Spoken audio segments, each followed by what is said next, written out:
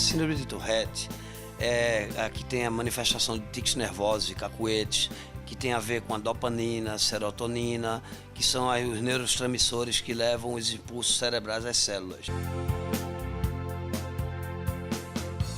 Vamos conhecer a história do jornalista e escritor Giba Carvalheira. Ele tem 37 anos e convive com a síndrome de Tourette.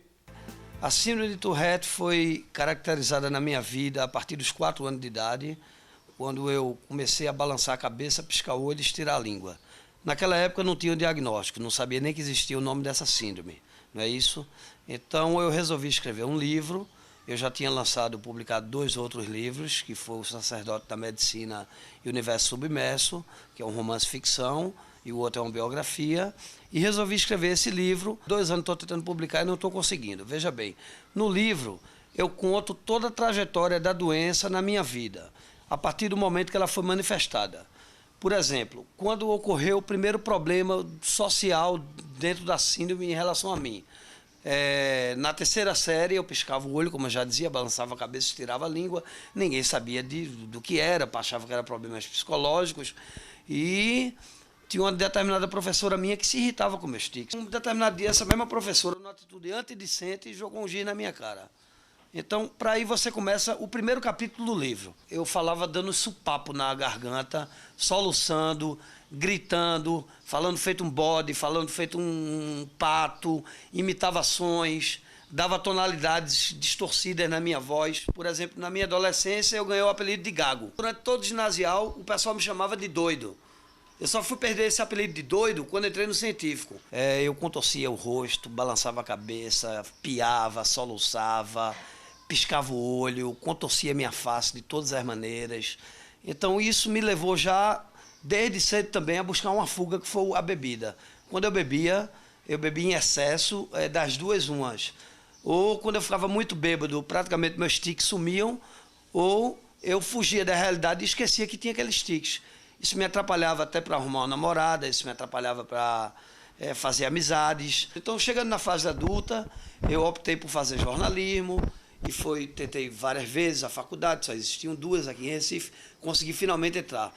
Na faculdade de jornalismo, eu sofri discriminações terríveis. Eu comecei a perceber que as pessoas não me levavam a sério na faculdade, meus professores. E eu uma vez fiz um texto para uma pessoa, e essa pessoa tirou um 8 nessa prova, e eu tirei 3 com o meu texto, que eu fiz totalmente bonitinho, arrumadinho, não sei o quê. Então daí foi percebido por mim que eu estava sofrendo sérias discriminações dentro da universidade. Foi mais ou menos aí, aos 26 anos de idade, que eu tive finalmente o diagnóstico. Um amigo meu, que é médico hoje, assistindo uma aula de um professor de neurologia, falou de uma síndrome rara, e ele falou que tinha um amigo que tinha todos esses sintomas, que era eu, e me encaminhou esse neurologista. Quando foi detectada a minha síndrome pela primeira vez, e esse neurologista falou que, no meu caso, ela estava em estado muito avançado. Mas o mundo não parou para Giba Carvalheira. Ele superou a síndrome de Tourette, deu a volta por cima e venceu. Depois do diagnóstico, começou os tratamentos. Eu fiz uma tomografia computadorizada, fiz um encefalograma para perceber se eu possuía alguns distúrbios epiléticos, essa coisa toda. Eu tomava 6 miligramas de Artane por dia. Era 2 de manhã, 2 de tarde, 2 de noite. Esse remédio me deixava totalmente dopado. Então, o médico queria me filmar, eu tinha vergonha que ele me filmasse fazendo aqueles tiques. Com o tempo, não passou mais a surtir efeito. Os tiques começaram a voltar.